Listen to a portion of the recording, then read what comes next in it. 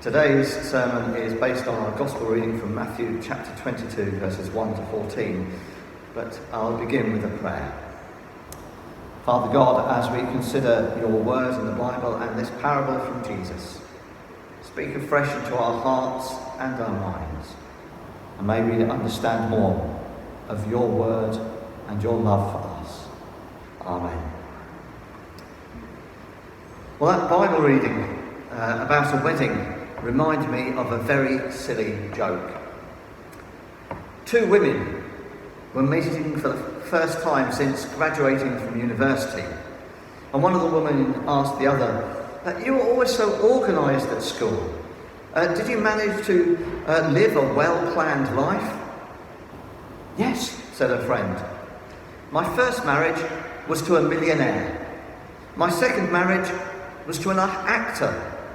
My third marriage was to a preacher, and now I'm married to an undertaker." Her friend responds, "A millionaire, an actor, a preacher and an undertaker? What do those marriages have to do with a well-planned life?" "Easy," said the woman. "It's one for the money, two for the show, three to get ready and then you go." I told you it was a silly joke. Well, this is a parable about a wedding. Now, I should point out that this parable follows the conventions of the time, and the people listening to this story would recognise that immediately. The man is giving a great wedding feast, and initially he invites people in advance of the feast, and that would be natural and makes a lot of sense when we think about it, because time in those days wasn't governed by watches and it was fairly elastic. It made sense to warn people in advance that they were going to be invited to a party, especially if the party would take a long time to prepare. And of course that's particularly sensible in a society where animals were valuable and they only were killed for meals, and the meat had to be eaten fairly quickly. They couldn't refrigerate meat in the same way that we can. And it was only when the preparation was completed that the people would finally be summoned to the banquet. But here, in this parable, the final summons is insultingly refused.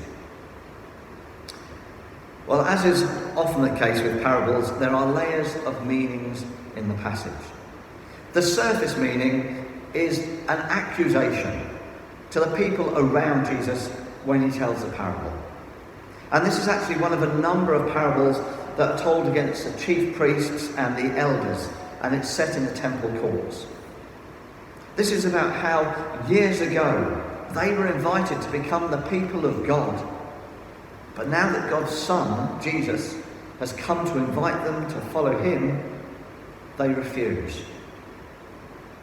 The result of the refusal is a wider invitation to the people who the leaders of the land reject. The invitation goes wider. It includes tax collectors, sinners, fishermen, everyday, normal sort of people.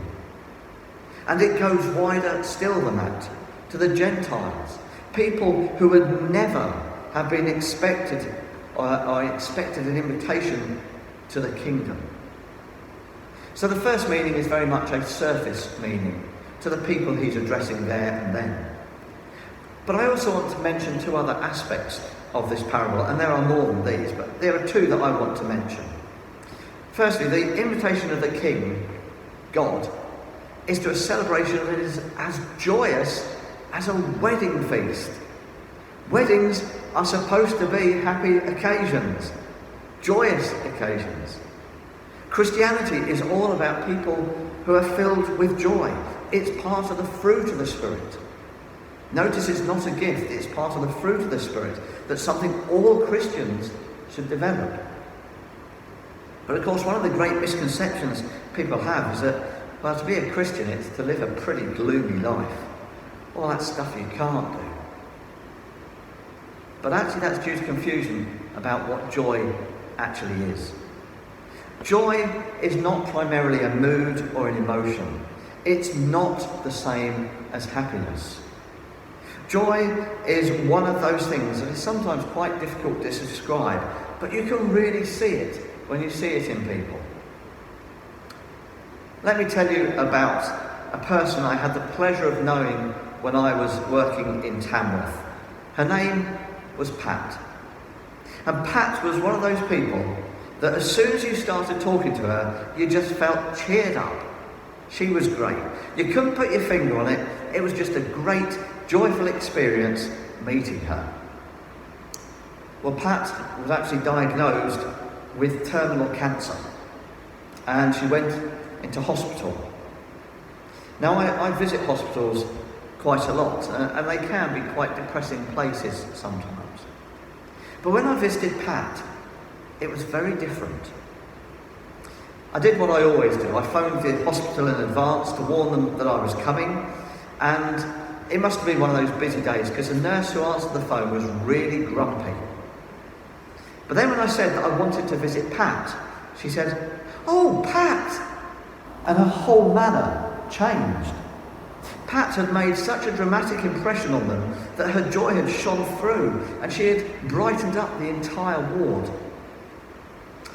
Well, there I was visiting a terminally ill patient, and I can honestly say it was one of the most enjoyable hospital visits I have ever undertaken. In fact, Pat's joy led to some of the confusion when she was in hospital. At one point, the hospital had to make contact with her family to make sure she was always like she was, and it wasn't just a side effect of the drugs that she was taking. You know, Pat could have been bitter and upset, but she was the kind of person who it was actually a pleasure to spend time with.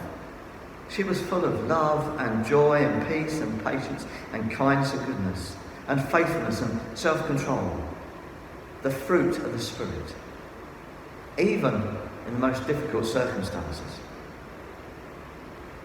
When we see joy in somebody, it is an amazingly attractive quality. And that's because, unlike happiness, that comes from external influences. Joy comes from deep within. It could be said to be the opposite of despair. I believe that deeper joy that Christians have make it easier to cope with extreme situations, because we have a longer term perspective that is filled with joy. That's not to say we should always put on a happy, smiley face, although I do think some people should learn to not always put on a sad face. We're supposed to be bringers of good news. And that good news stems from our relationships with Jesus and the wedding to which we have been invited.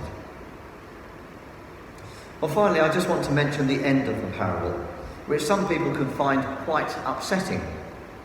But so we don't misunderstand the message, it's there to make sure that we understand that although everybody's invited, that doesn't actually mean everybody comes. You know, many people would like to stop this passage at verse 9 with a kind of message from the parable that means, come as you are, you're welcome, just come as you are. And for many people that's a lovely message to hear. But that's a message that promotes cheap grace.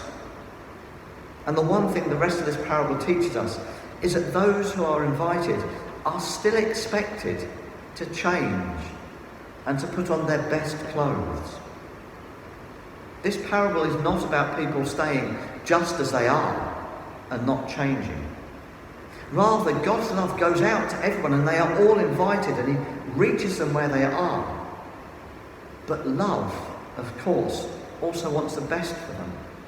And that means that when people accept the invitation, they need to put on the clothes that are associated with following Jesus. It takes time, it's not immediate. But it does need to happen. And we're told elsewhere in the Bible what those clothes that we need to wear are. The clothes of righteousness. So what might this parable mean for us today? Well, we are going through difficult times as a nation and as the world. But as followers of Jesus, we have the eternal perspective. And we believe that one day we will be invited to the ultimate wedding feast. So even now, we can live our lives with joy, even in the depths of difficult times. Finally, it should be noted that this passage is about grace. Those who have not expected to be invited are invited to the feast. Perhaps they thought they were undeserving. Perhaps they were undeserving, as we all are. But the message of grace is that no matter who you are, the invitation is there for you. And we need to be ready to accept that invitation and then put on the right clothes and get ready to party.